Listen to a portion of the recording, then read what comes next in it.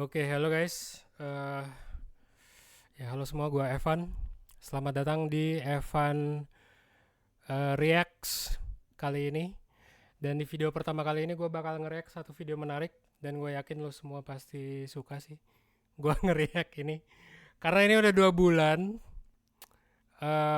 Dan gue udah dikabarin sama beberapa teman-teman, baik yang influencer, yang non influencer, karyawan juga ada yang udah nonton.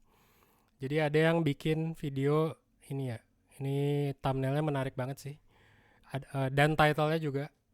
Makanya sampai 100k views. Ada apa dengan 1%? Weh, emang ada apa ya? Jual ludah bacot. Ini gue bener sih. Gue bisa bilang bener ya thumbnailnya. Dan let's see apakah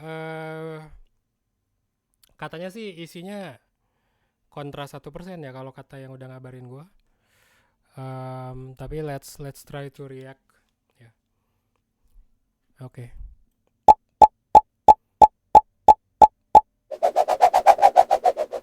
Be insightful. Jadi pertama-tama gue mau ngomentarin dulu ininya ya. Oke, so di sini gue mau disclaimer ya. Di sini gue bukan berkomentar sebagai founder 1%. Di sini gue berkomentar sebagai Evan aja. Yang punya brand 1%, tapi opini gue tidak mewakili opini 1% ya. Dan gue juga mau komen. Sekarang tuh banyak akun kayak gini cuy ya. Akun self development kayak ini ya, Dazzle, kayak ya banyak sekali lah pokoknya sekarang. Di era keemasan 1% tuh sangat sedikit ya, sangat sedikit. Paling ada juga apa ya, Sikutu Buku ya. Ya pokoknya akun sempet 2020 kayaknya kita yang terbesar. Sampai sekarang kayaknya kita yang terbesar ya kalau ngomongin self development.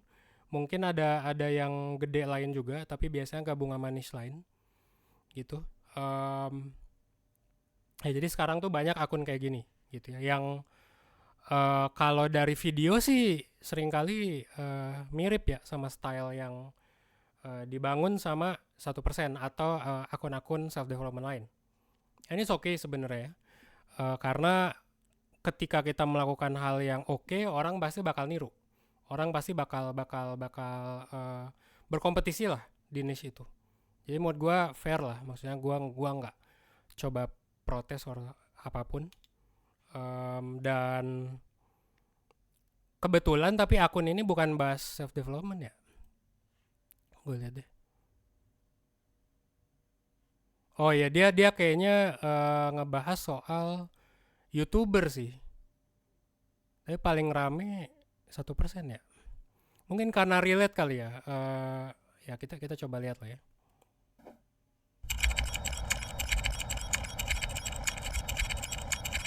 Keren juga ya, dia kayak ngumpulin download banyak video gitu. 1%. Platform edukasi life skills yang ngajarin pelajaran hidup yang nggak diajarin di sekolah. Ini AI apa bukan? Oke, Bantu semoga bukan AI ya gitu. Karena kayak gue kalau dikomenin nama AI sih ya udah. kita semua capai hidup ideal. Tapi, Kayaknya sih bukan ya. ada followers yang ngerasa kontennya makin lama makin dramatis. Oke. Ada followers yang ngerasa kontennya makin lama makin dramatis. Tipe-tipe kontennya mendramatis dan memancing. Orang yang punya masalah berat, terus ujungnya jualan kelas atau sesuatu. I mean that's true, right? Dan memang namanya konten pasti di depannya hook dong. Kalau nggak mancing ya bukan konten. Teori copywriting ya kayak gitu. Lu ke bootcamp manapun, depannya pasti hook cuy. Kalau ujungnya jualan kelas atau sesuatu, ya semua akun yang jualan pasti jualan kelas atau sesuatu. Kalaupun ada yang nggak jualan, mereka pasti ada yang dijual sih. Mereka pasti ada kepentingan sih. Jadi kayak that's not how it works. Justru that's how it works. Randy, ini Anda seperti tidak punya. Kalau dari namanya randysatria.id kayaknya sih punya akun ya. Jadi seolah isinya bukan ilmu pengetahuan tapi marketing aja. Bye. Ya nggak masalah sih kalau lu nggak suka dengan tipe seperti itu. Tapi that's how it works. Lu kalau lihat 80-90% konten di luar sana seperti itu. kalau dibilang memancing orang merasa punya masa berat, justru kontennya harusnya dialihkan oleh algoritma Instagram, atau kayaknya Instagram sih ini ya, itu ke orang yang punya masalah tersebut gitu. Dan kalau lu kesel ya memang mungkin lu bukan marketnya, tapi kebetulan algoritmanya masuk ke lu aja karena lu mungkin menikmati konten self development or something ya. That's how it works gitu. Gua bingung kenapa that's not how it works. Tapi kalau menurut lu that should not be how it works, gue setuju sih. Kayak gue kangen masa-masa YouTube, IG dan lain-lain, ketika algoritmanya tuh nggak perlu bikin kreator mancing gitu ya. Makanya sekarang kan sebenarnya 1% nggak sepopuler itu karena kita promoting konten lebih ke dalam tanda kutip edukasi. Dalam tanda kutip lebih ke edukasi. Jadi kayak sebenarnya kita kalah loh dibandingkan banyak konten-konten dalam tanda kutip sampah lain di luar sana gitu. Dan kalau lu bandingin sama konten-konten mainstream atau konten-konten dalam tanda kutip audiens TikTok lah ya, itu jauh sih, jauh lebih valuable 1%. So gua nggak setuju di sini ya. Tapi memang kita nge-marketing, dan kalau lu kesel sebenarnya bisa lu skip sih. Gua nggak ngerti orang yang perlu komen kayak gini ya. Tapi ya udahlah, mungkin ada kemarahan yang harus diluapkan gitu ya. Atau kayak ini akun 1% beneran anjing banget gitu ya. Ya udah sih, nggak apa-apa. Kalau lu benci sama itu ya. Tapi that's how it works ya, sekali lagi. Memancing orang yang punya masalah berat, dan ujung-ujungnya jualan kelas. Jadi, ini edukasi atau cuma trik jualan? Ya edukasi dong. Maksudnya Jualan kelas. Jadi, ini edukasi atau trik jualan aja. Ya dua-duanya sebenarnya ya. Ya edukasi sebenarnya. Kalau lu nggak beli kelasnya ya itu edukasi gitu. Tapi kalau lu beli kelasnya berarti dua-duanya gitu. Dan apakah tidak boleh dua-duanya sekaligus? Boleh-boleh aja dong, ya kan? Terserah orang yang bikin dong, ya kan? Jadi kayak menurut gue ini be insightful, agak aneh pertanyaannya. Apakah ini edukasi atau trik jualan aja? Ya dua-duanya, emang salah kalau keduanya gitu. Nggak masalah menurut gue sih. atau cuma trik jualan? 1% memulai perjalanannya di YouTube sejak 2018. Konten-konten mereka langsung menarik perhatian karena begitu relevan dengan kehidupan sehari-hari. Thank you banget. Thank you banget, ini pujian. Terutama Oke. soal keresahan yang banyak dirasakan orang, seperti kesehatan mental. Topik ini Oke, sebenarnya this is not true. Kalau yang kesehatan mental, karena kita udah ninggalin niche kesehatan mental sejak awal 2023. Nah cuman gue yakin mungkin banyak orang yang protes tuh karena ini. Karena melihat 1% masih di ranah kesehatan mental, padahal enggak. Kalau dibilang kita pure edukasi juga enggak sebenarnya. Ya kan? Jadi kalau kita dibilang, oh ini YouTube pure edukasi gitu yang selalu ngajarin, enggak juga. Enggak juga ya. Jadi mental health itu kita enggak ngebahas itu banget sebenarnya sekarang.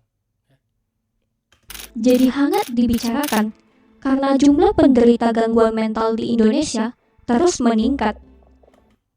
Terus meningkat, ya iya, bisa dibilang iya ya. Gua nggak tahu data sekarang kayak gimana sih ya. Tapi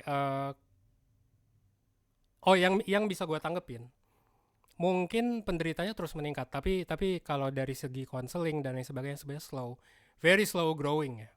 Orang-orang malah lebih sukanya traveling, makanya gue bikin channel baru, bukan channel sih, brand baru lah, namanya Advanced Travel Guide ya, buat traveling gitu.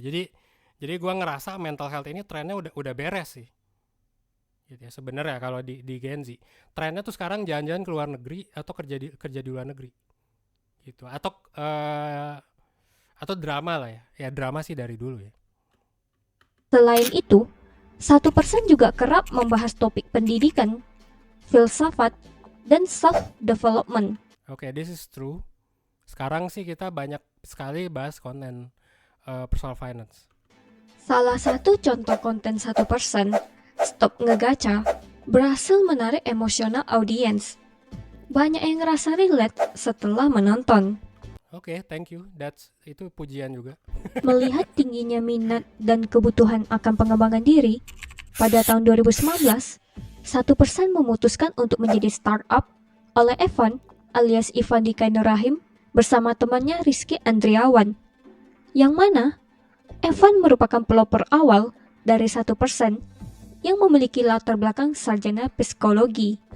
Sementara Rizky seorang lulusan ilmu komputer dan keduanya lulusan Universitas Indonesia dan pernah bekerja di Zenius. Ya oke lah ini. Nggak ada yang salah sih.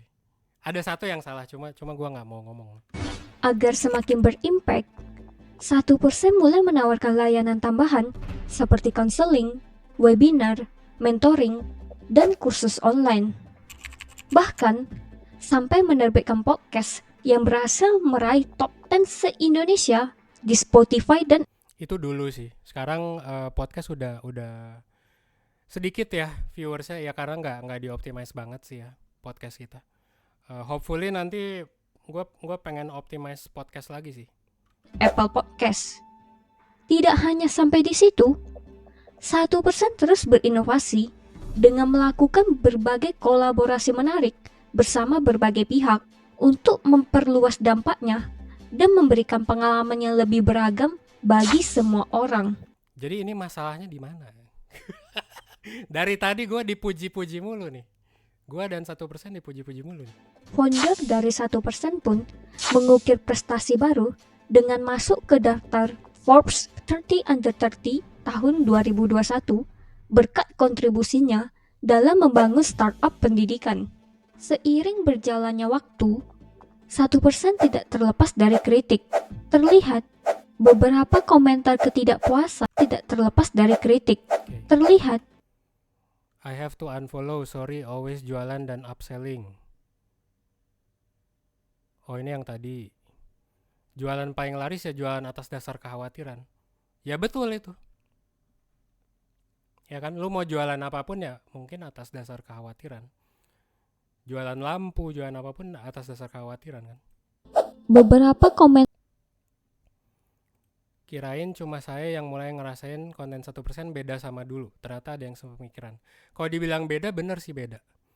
Awal-awalnya sih ini konten kalian oke, tapi makin kesini arahnya nggak jelas.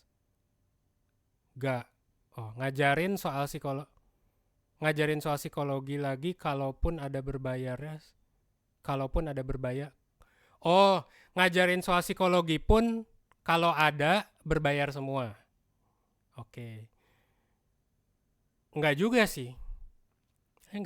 Kalau nanti kita coba cek ya, apakah ada yang apakah berbayar semua atau tidak? Enggak juga. Enggak ngasih edukasi yang efektif. Kata efektif sendiri sih debatable ya. Menurut saya ini nyampah di beranda saya, unfollow keras. Oke, respect sih, maksudnya kalau menurut lu nyampah ya unfollow aja. ketidakpuasan Full ngiklan, asli video YouTube-nya pasti ujung-ujungnya ngiklan. atas konten-konten yang disajikan oleh 1%.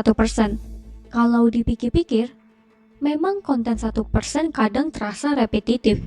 Apalagi kalau teman-teman Insightful udah swap slide gambar sampai ke ujung dan akhirnya cuma nemuin iklan webinar atau konseling.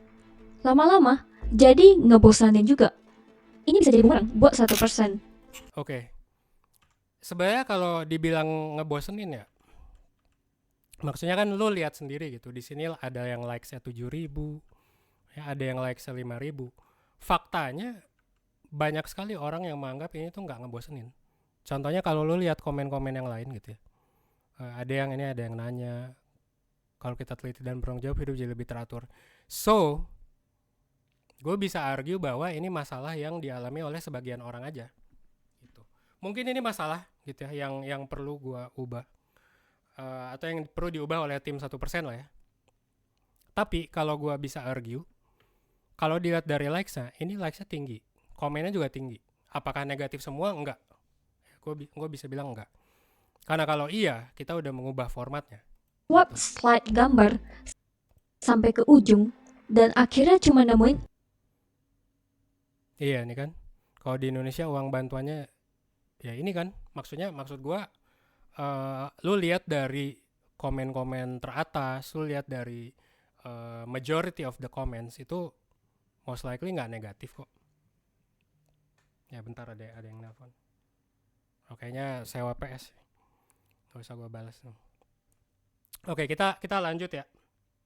Kita lanjut ya. Jadi kalau lu lihat komen di sini, ini sebenarnya banyaknya positif. Nah, jadi kalau misalnya ada yang nanya, ini jualan mulu dan lain-lain, ya mungkin marketnya bukan lu gitu. Dan lu bisa skip aja sih. Yang gua gak ngerti adalah kenapa harus mengekspresikan diri banget gitu ya komen. Ya sebenarnya gua tahu sih kenapa. Ya karena orang zaman sekarang kan memang suka mengekspresikan diri gitu. And that's fine. Gitu ya. Cuma maksud gua ketika lo mengekspresikan diri seperti itu kan sebenarnya apa ya? Kayak nggak ngaruh gitu loh. Maksudnya komennya tetap ada, likes tetap ada, users baru yang suka tetap ada. Maksud gua kan bisa unsubscribe aja atau unfollow aja kalau memang nggak relevan lagi. Karena menurut gua gini, memang konten self development atau edukasi itu memang hanya akan relevan untuk ke orang-orang tuh hanya di tahun-tahun pertama aja. Kalau ketika gua wawancara ya, kan kita juga melakukan user interview gitu. 1% juga punya researcher gitu, dan memang kita rutin research ke user lama maupun user baru. Kita mengetahui bahwa ada masalah ini gitu ya.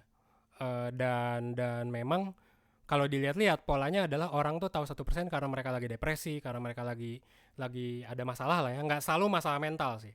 Tapi anggap let's say kebanyakan masalahnya adalah masalah mental gitu ya. Karena kita paling terkenal kan tahun 2020, 2019-2020 itu growth spurt kita yang paling tinggi. Nah, terus habis itu lu udah belajar, ya of course kontennya akan berulang kan. Karena kan psikologi ya bahas apa sih yang baru gitu. Ilmunya kan nggak berkembang begitu pesat kan di beberapa tahun ke belakang. Nah, kalau gua argue sih mungkin lu udah develop ya dari nonton konten 1% lu udah develop.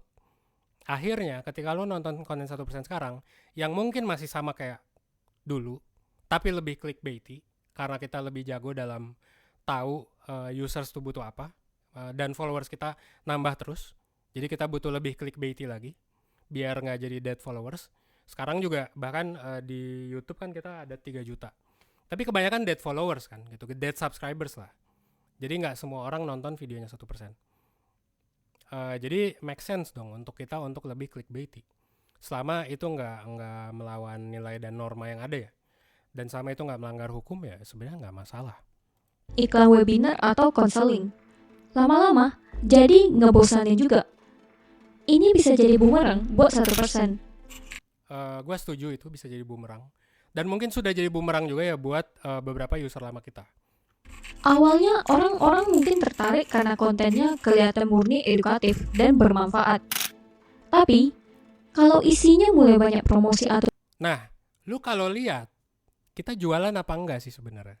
Kalau lu lihat dari harganya, anjir ini harga paling murah cuy. Yang ada di seluruh bumi kayaknya. Kalau ngomongin soal topik-topik kayak gini ya. Dengan kualitas yang gue bisa argue salah satu yang terbaik di Indonesia.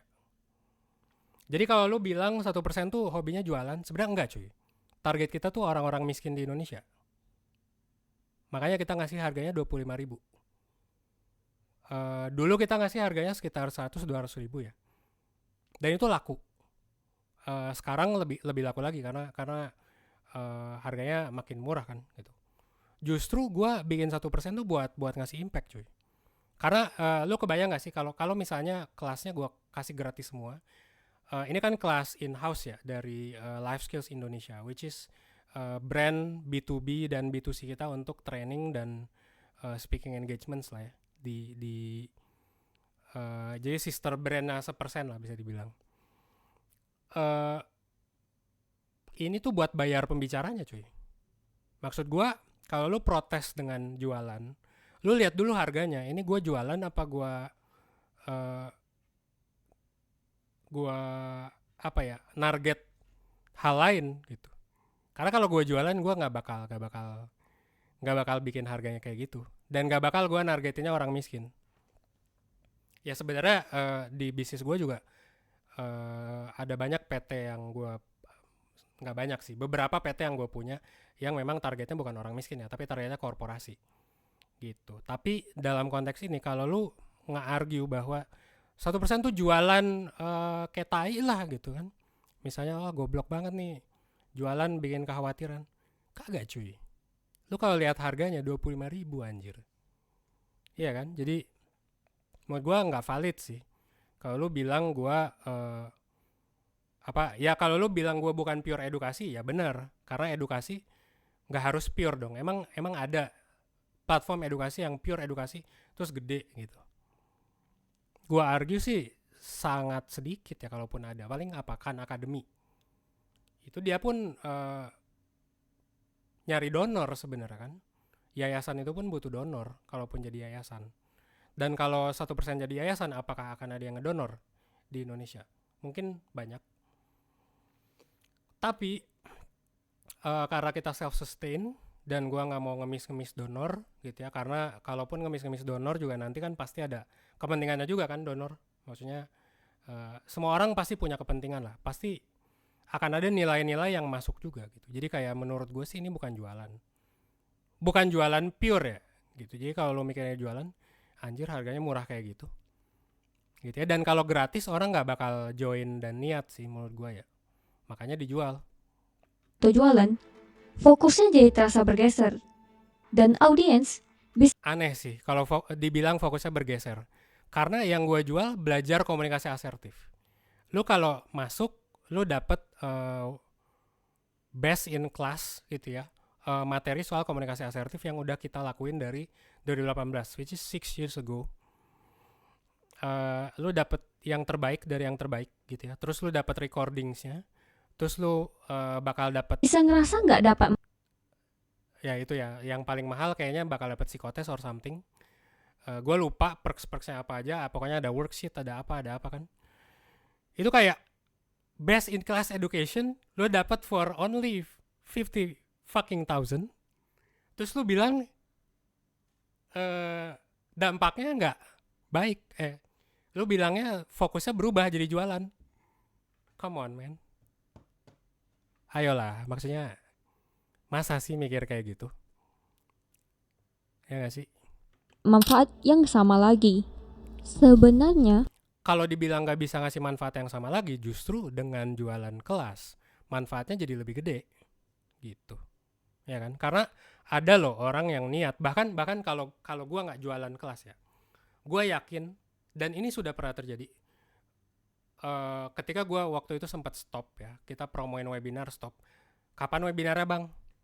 Gue pengen belajar. Atau kayak ada orang yang udah ikut webinar 8 kali berturut-turut cuy. Ya kan, karena dia ngerasa, dan ini bukan 1-2, ini banyak. Karena retention rate webinar kita itu 50%. Dan lo tahu artinya apa? Artinya orang yang udah ikut webinar 50%-nya itu bakal ikut webinar lagi. Dan lo tahu ini artinya apa? Ini artinya adalah produk kita memuaskan. Gitu. Apakah itu ngebantu mereka? Ya tentulah. Gitu. Dan kita juga tanya dong di form form kepuasan. Kita juga selalu minta feedback gitu. Dan di wawancara pun kita minta feedback. Gue yakin ada salah satu dari lu yang pernah diwawancara dan gue mau lu komen sih. Kalau lu ngerasa lu pernah diwawancara sama 1%. Karena kita nanya gitu. Jadi menurut gue justru dengan jualan kelas kita ngasih knowledge yang jauh lebih accessible ya kan ke banyak orang. Karena banyak orang yang minta juga kita untuk bikin. Gitu. Tapi kenapa yang protes malah yang nggak beli gitu? Gua nggak ngerti sih. Karena produknya bermanfaat. Inherently bermanfaat, ya. Karena ini bukan produk kayak ya misalnya gue jualan bensin gitu.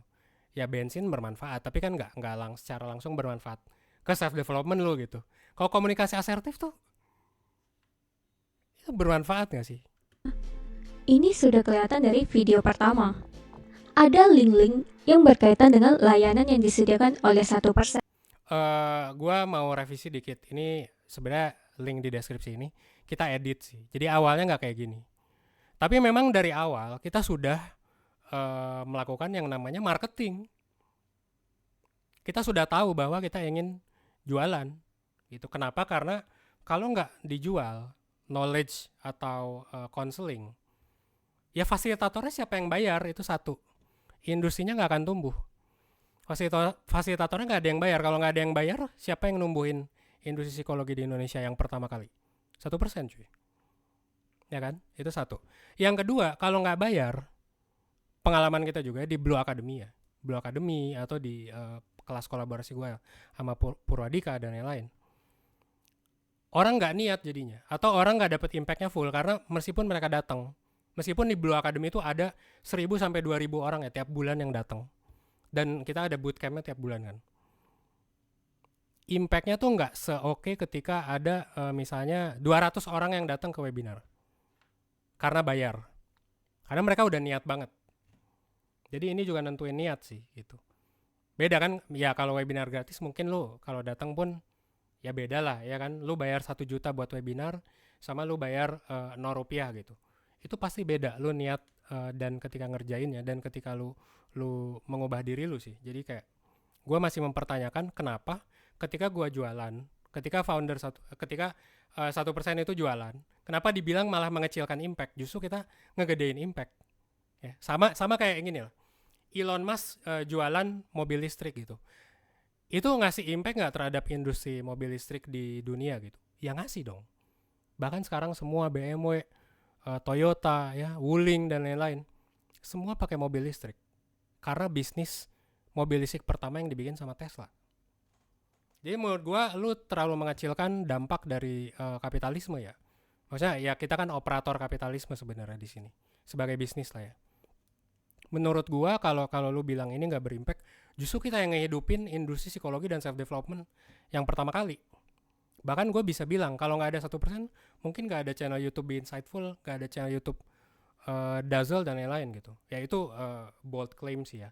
Tapi gue bisa bilang kayak gitu sih.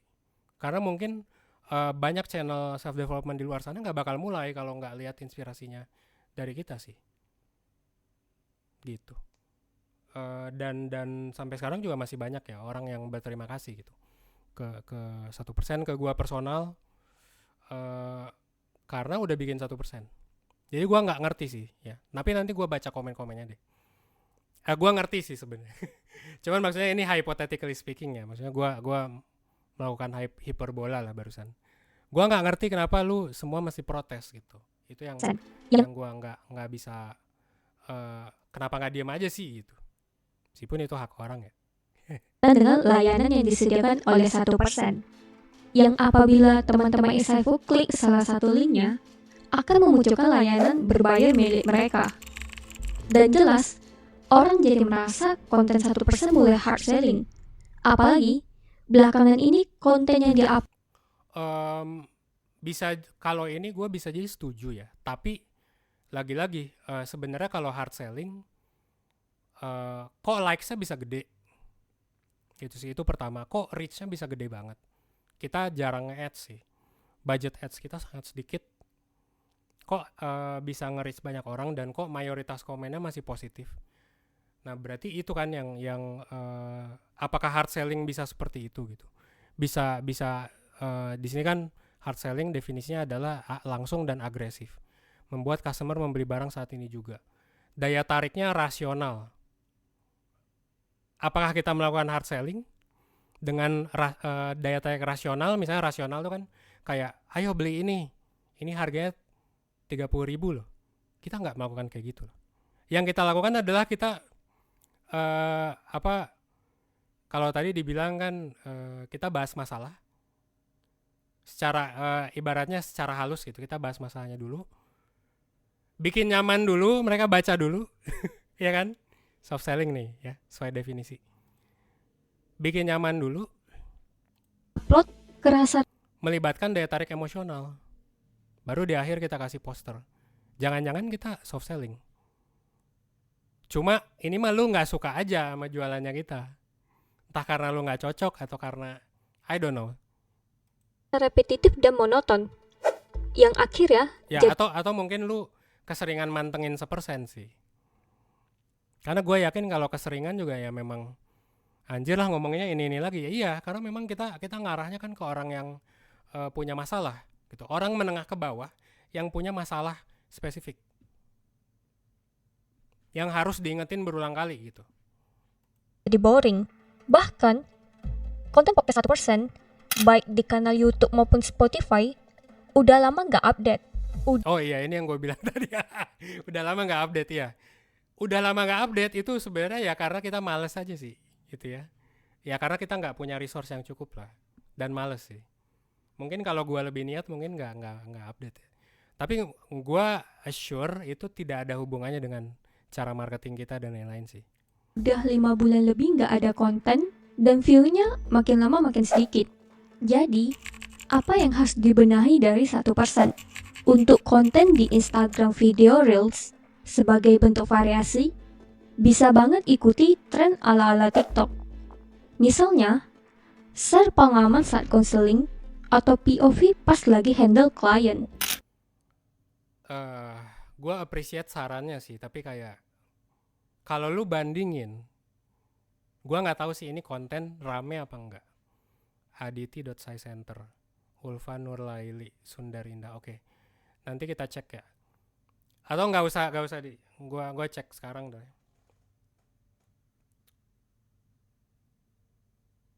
Apakah reach mereka lebih besar dari 1% apa enggak?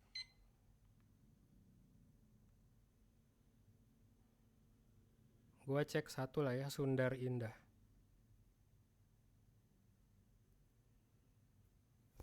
Kalau dilihat nggak juga cuy. Maksudnya ya oke ada yang dipin sampai belasan juta ya. Kalau lu lihat dibandingkan maksudnya Instagram atau TikTok kita,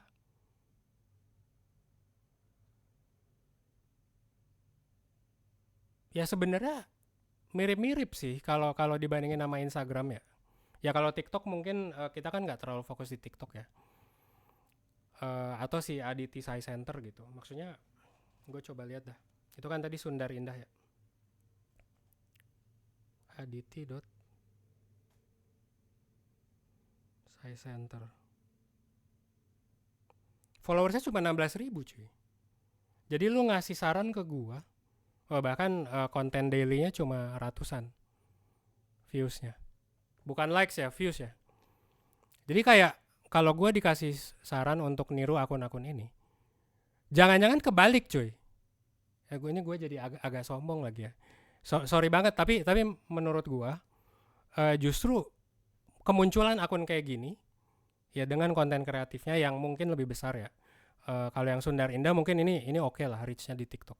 Tapi kayak kalau buat yang Aditi Sai Center itu jauh sekali reach-nya cuy. Kalau gue disuruh untuk ngikutin kayak gini di akun mereka sendiri nggak seberhasil itu, nggak sekonsisten itu untuk berhasil. Jadi apakah gue salah dengan approach yang sekarang? Mungkin iya buat teman-teman yang ada di comment section yang ikutan komen juga ya ngerasa 1% ada masalah gitu. Tapi gue bisa argue bahwa gue nge-reach lebih banyak audience gitu dan gue nggak melakukan hal yang harmful. Oh kalau itu enggak ding. Mungkin ada hal yang harmful ya, tapi orang pasti melakukan hal yang harmful kok, sengaja atau nggak sengaja buat orang lain. I mean, apakah mereka ini tidak melakukan hal yang harmful? Gue ragu sih. Maksudnya pasti konten itu ada pro kontranya. Maksud gue tuh gitu. Bukan berarti Mbak Sundar Indah atau ini teman-teman dari Aditi ini niatnya pasti baik semuanya. Tapi apakah mereka tidak berdampak buruk gitu ketika ngomongin psikologi? Gue yakin pernah. Cuman karena reach mereka kecil, jadi nggak ada yang protes sampai 100.000 gitu. Tapi di sini gue malah jadi sombong sih ya. Cuma ya itu gue nggak bermasuk untuk sombong. Cuman reach kita jauh lebih besar faktanya gitu. Ya. Combined platform ya. Gue nggak ngomongin TikTok, gue nggak ngomongin Instagram doang, gue nggak ngomongin YouTube doang. Tapi combine overall sebenarnya kita udah do the right thing kalau dari segi reach.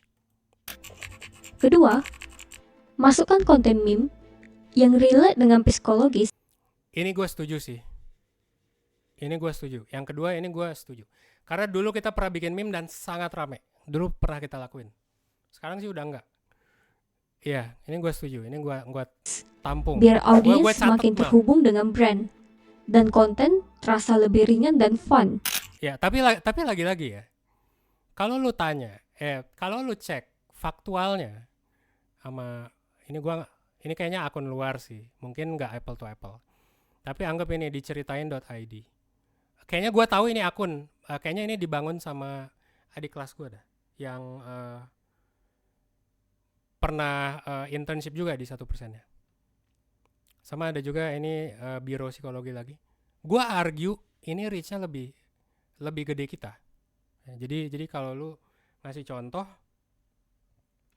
mungkin jatuhnya ya kurang relevan sih mungkin buat kita yang udah gede ya.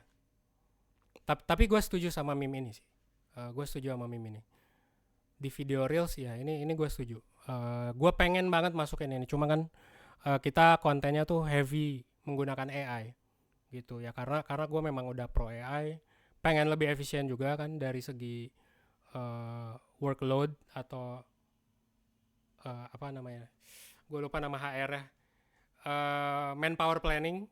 Dari segi manpower planning gue pengen lebih efisien. That's why konten kita mungkin terkesan repetitif. But it works. It works ya. Biar audiens semakin terhubung dengan brand dan konten terasa lebih ringan dan fun. Ketiga, gunakan kata-kata petikan dari influencer Quotes, okay. yang bisa dibedah secara psikologis. Efektif karena influencer mempunyai impact besar dengan banyak followers. Ya gue bisa setuju itu sih, dan itu dilakuin oleh banyak juga ya kayak gini ya. Ini gue setuju juga sih yang nomor 3. Untuk konten image, bisa buat kuis agar ada interaksi sekaligus mengetes pengetahuan. Wah ini biar ada interaksi, anjir. Kan udah jelas kita tadi interaksinya banyak di Instagram, di YouTube community dan lain-lain gitu. Kayak menurut gue ini kurang tepat sih. Kalau tadi alasannya biar dapat interaksi kita banyak bro, positif maupun negatif ya. Kalau negatif mungkin minority of the percentage ya, tapi majority kalau lu lihat dari konten-konten yang ditunjukkan tadi, most likely positif.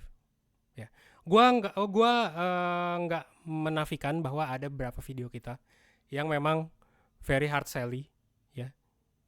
Don't know if it the right words atau bukan, tapi very hard selling gitu kan. Dan gue bisa bilang ya video itu terjadi karena banyak faktor. Contohnya kayak misalnya endorser kita pengennya hard sell gitu. Ya udah gitu. Gimana lagi gitu kan?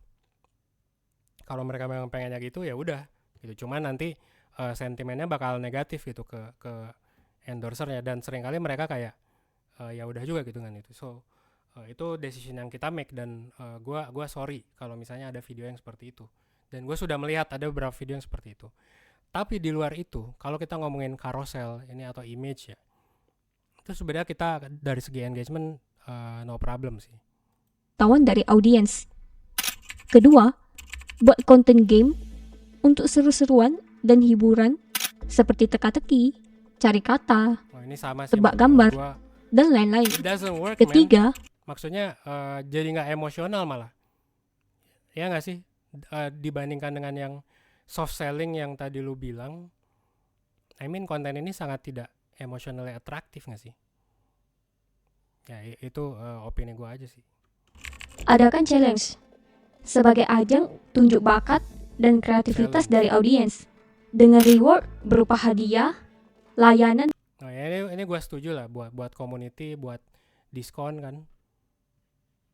Dari 1% seperti konseling.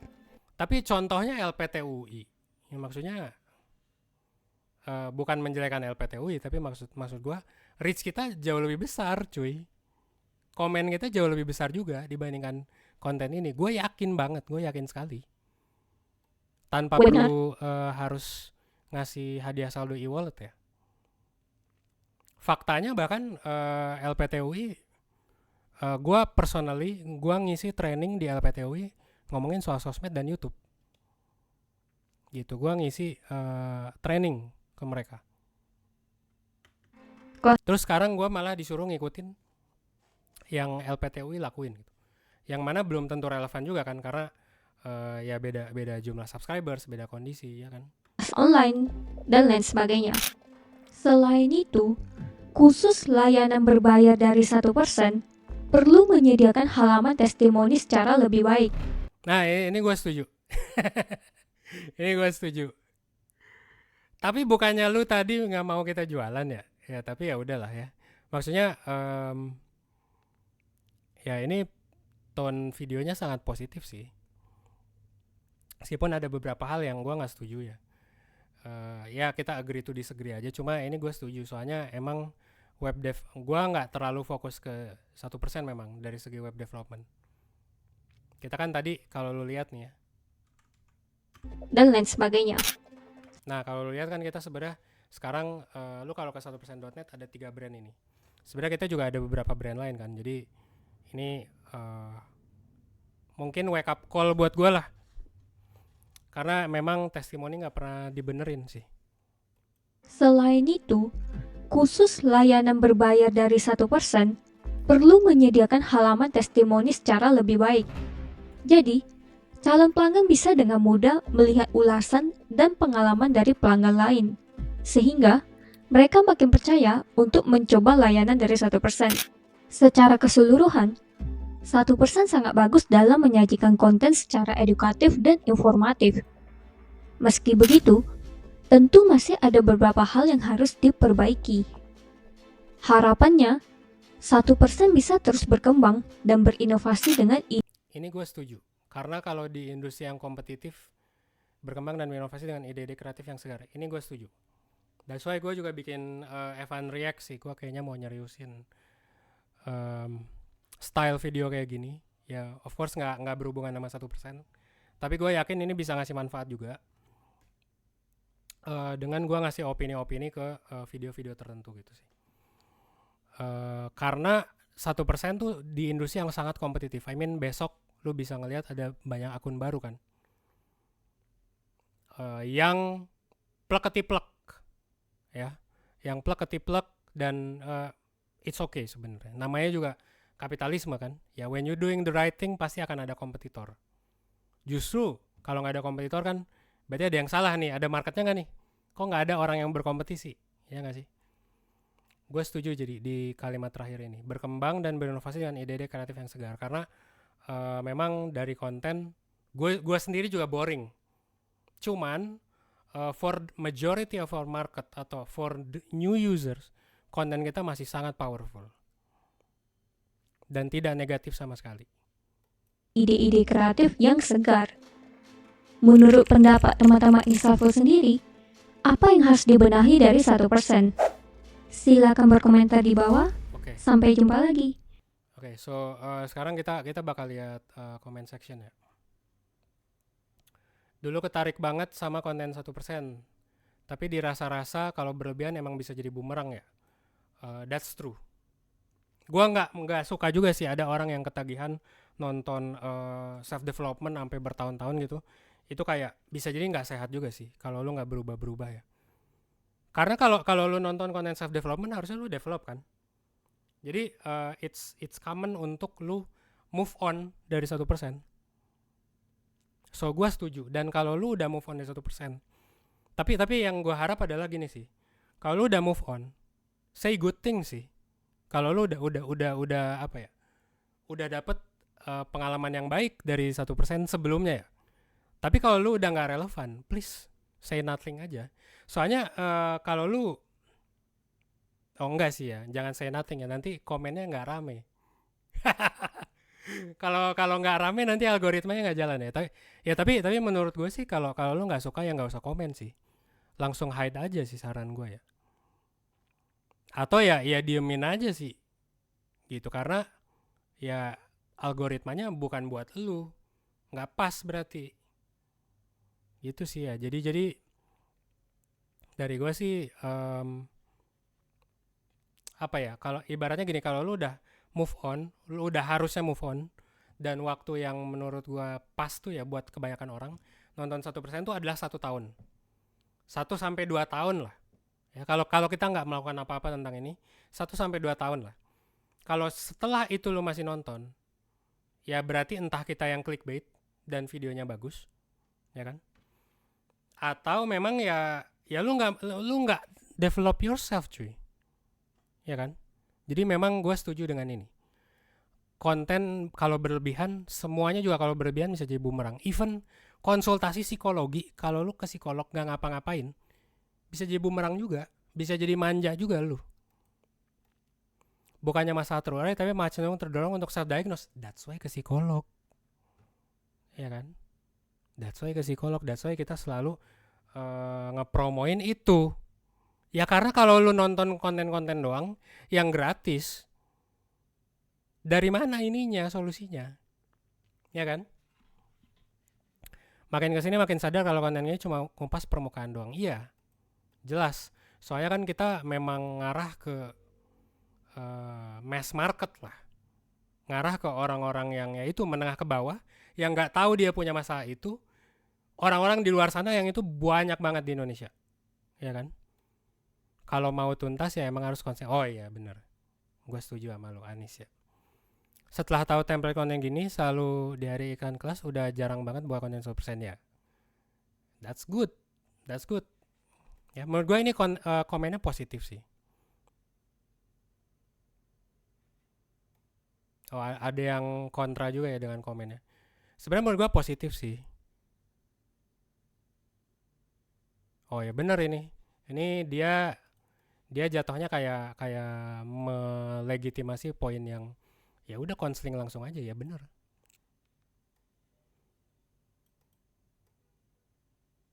Seingat saya CEO-nya pernah bilang AI ngebantu banget produktivitas mereka. Ya that's true. That's true.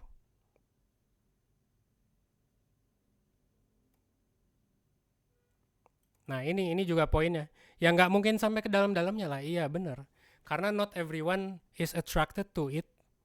Ya dan nggak semua orang bisa baca akhirnya karena nggak relate. Terus kalau terlalu dalam juga, ya ngapain juga. Sebenarnya him sih nggak akan ngamuk sih kayaknya. Tapi gua ngerti poin dia. Maksudnya poin dia adalah ya udahlah gitu. Pasti emang surface doang kalau konten gratis yang di IG seliweran gitu.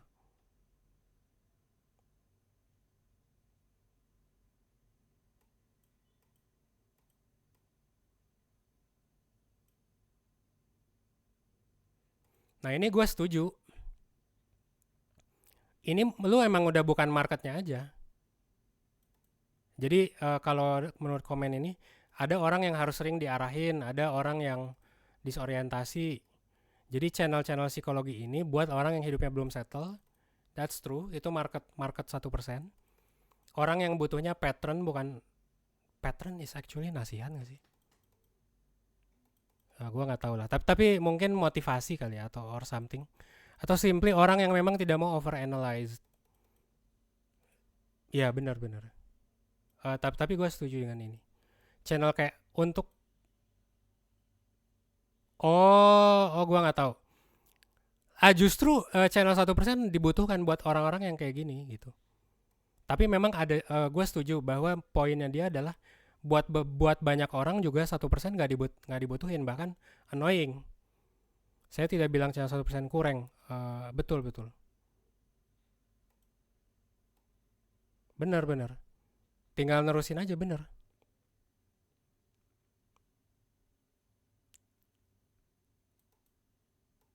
Akun-akun seperti 1% kan segmented. That's true.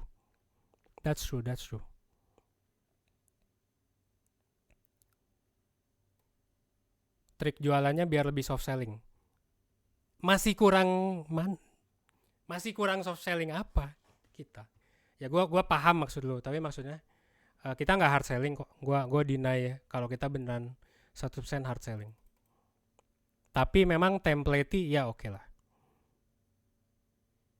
Bisa jadi ada orang yang membutuhkan, ya gue setuju. Rasanya beban hidup tambah berat pas nonton, ya itu mungkin memang gue yakin pasti ada. Ya. Konten sepositif apapun pasti ada yang mikir atau ada yang merasa bahwa itu jelek atau ada yang dapat dampak buruknya, dan it's okay. That's life man. Emang nggak satu konten nggak mungkin cocok buat semua orang. Kayaknya lebih baik beli makanan daripada konseling. That's true. That's true. Ekonomi, oke. Seringkali terkesan mengeksploitasi. Rapuh padahal nggak kenapa-napa. Ya bener sih. Itulah namanya dampak ini ya, dampak kayak akhirnya self diagnose. Akhirnya orang ngerti masalahnya tapi perginya traveling, bukan ke psikolog. Tetap dengan teman-teman toksiknya. Gue setuju. Bisa lebih bijak cara jualannya. Gue nggak ngerti apa yang nggak bijak dari cara jualan kita, ya kan? Karena orang kalau nggak suka ya tinggal unfollow aja. Mungkin bisa kasih contoh kali ya, yang mana yang lebih bijak gitu. Karena gue dari tadi ngelihat yang lebih bijak tuh reach-nya dikit. Dan tadi pun ada yang lebih bijak influencer dia, nggak jualan gitu, ya kan?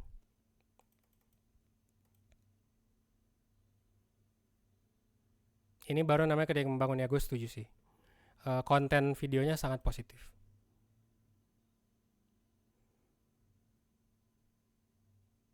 Gue udah ngikutin 1% bertahun-tahun. Kuantitasnya dikurangin aja, ya oke sih.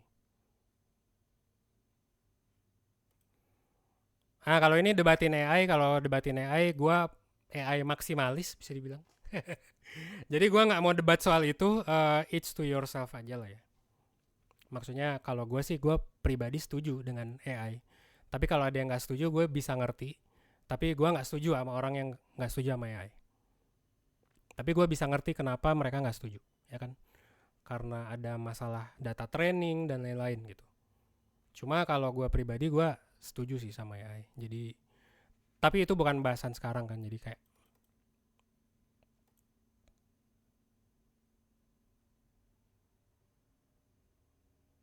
kayak sisanya ngedoain ya. Gaya bahasa di channel 1% Jakarta sentris ya, gue setuju sih. Ini bisa jadi turn off buat banyak orang ya.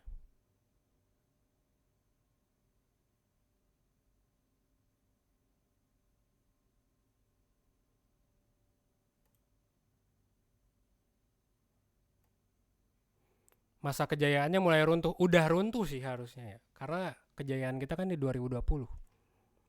It's already 4 years dan uh, untuk channel bisa bertahan lebih dari 5 tahun itu kayak apa ya, bisa dibilang apa ya, miracle kali ya. Karena wah, lu lihat aja di luar sana channel mana yang bisa bertahan 5 tahun dengan viewership yang sama ya. Jadi kayak ini memang fakta sih. Gua nggak tersinggung sama sekali dengan ini.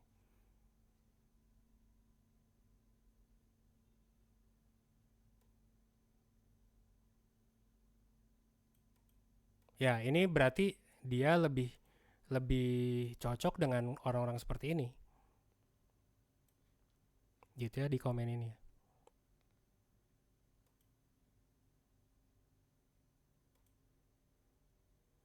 Oke. Ya, so far gitu aja kali ya dari gua. Kesimpulannya tidak ada kesimpulan sih. Gua take note aja beberapa hal. Dan menurut gua ini oke ya. Meskipun tadi ada yang menurut gua kurang on point sarannya. Dan analisisnya ya. Tapi pesan dari gue mungkin itu kali ya.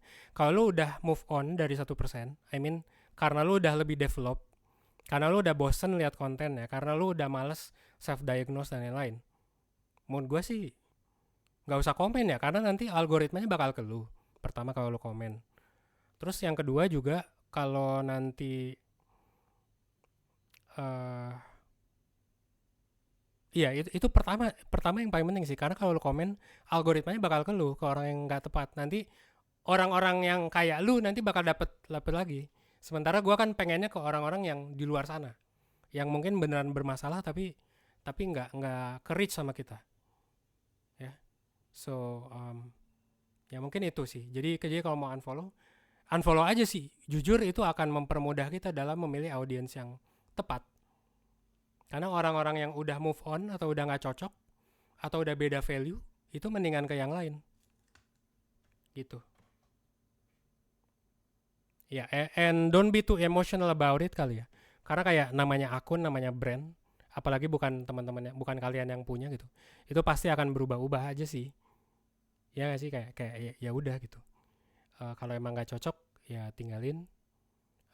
Atau sama lah kayak konsepnya kayak yang ini ya. Lu mau boykot oke gitu ya. Lu mau ini oke, tapi kayak sebisa mungkin ini kali ya. Iya, dengan lu komen gitu juga kan lu ngeganggu orang lain yang menikmati menikmati kontennya 1% yang benar butuh ya. Dan lu ngeganggu jualannya gue juga gitu. Jadi kayak daripada ngeganggu orang, mendingan mendingan live a peaceful life. Jadi chill guy aja gak sih? Maksudnya lu block aja atau lu unfollow, lu mute gitu. Atau biarin aja, nggak usah di like, nggak usah diapa-apain. Jadi biar nanti konten yang datang yang beneran relate sama lu aja. Karena gue yakin dan gue juga percaya konten 1% masih ada yang bisa dinikmati oleh viewers lama kok. Ya, so that's about it I think. Thank you buat be insightful dan hopefully makin banyak video-video kayak gini ya. Gue suka sih ininya. Meskipun VO-nya ini bisa diimprove lagi ya.